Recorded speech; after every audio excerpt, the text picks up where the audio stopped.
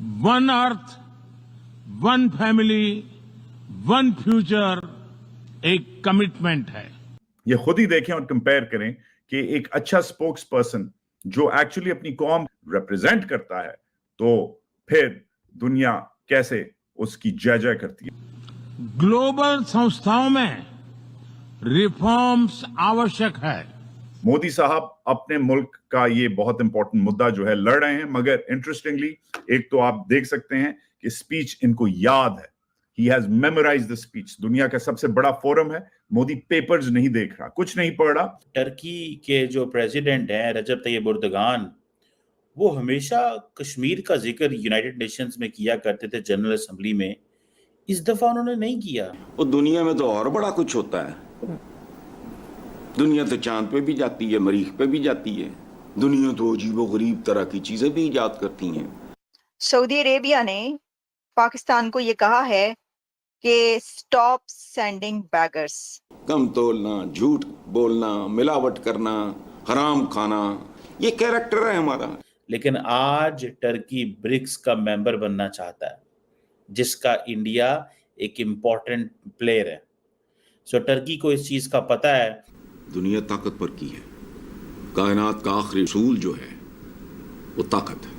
जबरदस्त, amazing. I love the fact that Modi ji has done what he's done, has said what he said. तरफ अगर हम compare करें कि मोदी साहब जो हैं, उन्होंने इनसे कुछ देर पहले स्पीच की। मोदी साहब ने एक तो मैं आपको इसलिए दिखाना चाह रहा हूं, मुख्तसर है मोदी साहब की स्पीच, क्योंकि मोदी साहब ने कैसे की, किस धड़ल्ले से की, क्या बातें की, किस जुबान में की। ये खुद ही देखें और कंपेयर करें कि एक अच्छा स्पोक्स पर्सन जो एक्चुअली अपनी कौम को, जैसी भी उसकी कौम हो और वो जैसा भी हो, रिप्रेजेंट करता है, तो फिर दुनिया कैसे उसकी जय जय करती है। इंडिया ऑब्वियसली अपनी बात कर रहा है और इंडिया रिफॉर्म्स की बात कर रहा है, अक़वाम मुत्तहिदा में रिफॉर्म्स की बात कर रहा है। इंडिया एक्चुअली कोशिश कर रहा है कि उसे यूएन सिक्योरिटी काउंसिल में एक परमानेंट सीट मिले। मोदी साहब अपने मुल्क का ये बहुत इंपॉर्टेंट मुद्दा जो है लड़ रहे हैं, मगर इंटरेस्टिंगली एक तो आप देख सकते हैं कि स्पीच इनको याद है। He has memorized the speech. दुनिया का सबसे बड़ा फोरम है, मोदी पेपर्स नहीं देख रहा, कुछ नहीं पढ़ रहा। दूसरी बात, दोनों भाषाओं में, अंग्रेजी और उर्दू में बात कर रहा है। तीसरी बात क्या कर रहा है, आगे बढ़ने की, दोगली बातें नहीं कर रहा। जबरदस्त, amazing. I love the fact that Modi ji has done what he's done, has said what he said. जैसे भी हैं मोदी जी, जैसे भी हैं, and I'm a big critic. Modi की पॉलिसीज को मैंने, शायद कम जर्नलिस्ट हैं जिन्होंने इतनी क्लोजली उसकी लास्ट ईयर की ट्रिप को अमेरिका में तनकीद से कवर किया था जितना मैंने किया था।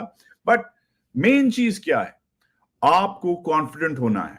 आप दुनिया के सबसे बड़े प्लेटफॉर्म पे खड़े हुए हैं, आपके हाथ क्यों कांप रहे हैं? क्योंकि वाकई प्लेटफॉर्म बड़ा है। टर्की के जो प्रेसिडेंट हैं रजब तैयब एर्दोगान, वो हमेशा कश्मीर का जिक्र यूनाइटेड नेशंस में किया करते थे, जनरल असेंबली में।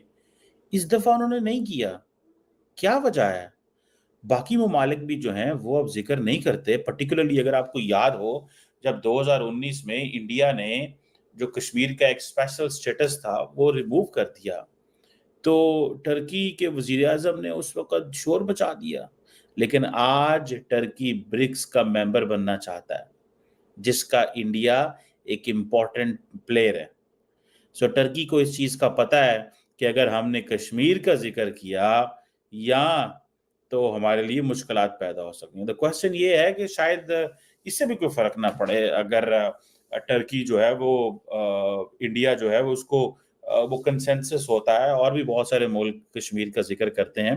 But the question here is कि उनको इस चीज़ का एहसास है, उनको इस चीज़ का एहसास है और उनको इस चीज़ का पता है कि अब पाकिस्तान के साथ कश्मीर के इशू के ऊपर कोई नहीं खड़ा हुआ। आप कंसिस्टेंट जाके स्पीचेस निकाल लें इसकी तैयब एर्दोगान की कश्मीर कॉन्फ्लिक्ट के हवाले से। वो कहते हैं कि साउथ एशिया में स्टेबिलिटी तब आ सकती है जब कश्मीर का मसला हल किया जाएगा। इसका मतलब ये है कि even the Turks are not on Pakistan side. मैं भी देख रहा था पाकिस्तान के प्राइम मिनिस्टर शहबाज शरीफ जो हैं वो कह रहे थे मेरी बड़ी ज़बरदस्त मुलाकात हुई है रजब तैयब एर्दोगान से, हमने फ़लस्तीन का जिक्र किया, हमने गजा का जिक्र किया। उन्होंने ये नहीं कहा कि उन्होंने कश्मीर का भी जिक्र किया।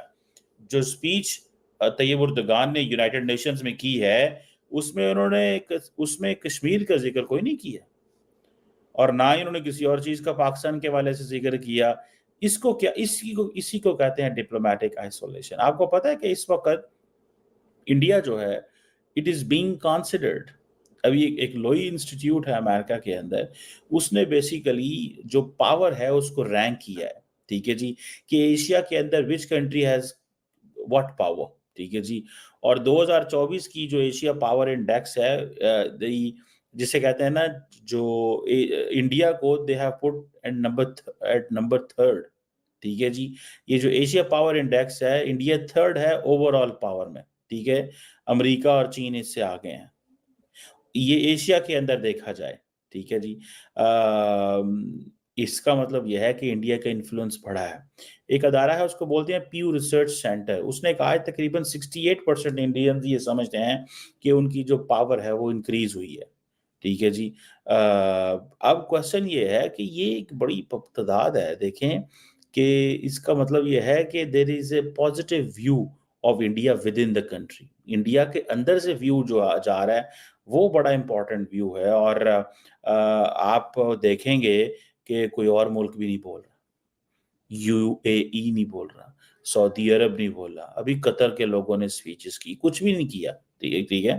اب for example when it comes to the India کے انفلوئنس کی بات ہوتی ہے، جو چینجز آئی ہیں، اب دیکھیں اگر انڈیا کے انفلوئنس آپ نے دیکھنا ہو تو کچھ ایسی پیرامیٹرز ہیں جہاں پہ آپ دیکھتے ہیں. آپ ڈپلومیٹک انفلوئنس دیکھتے ہیں، آپ کنٹری کی ریزیلینس دیکھتے ہیں، فیوچر ریسورسز کتنے ہیں ان کے پاس، جس سے پتہ چلتا ہے کہ بھیا وہ انرجی میں، ہیومن ریسورس میں، ٹیکنالوجی میں کہاں پہ کھڑے ہوں گے. پھر انڈیا کی جو ملٹری کیپیبلٹی ہے، انڈیا کا کلچرل انفلوئنس جو ہے، انڈیا کی اکنامک کیپیبلٹی،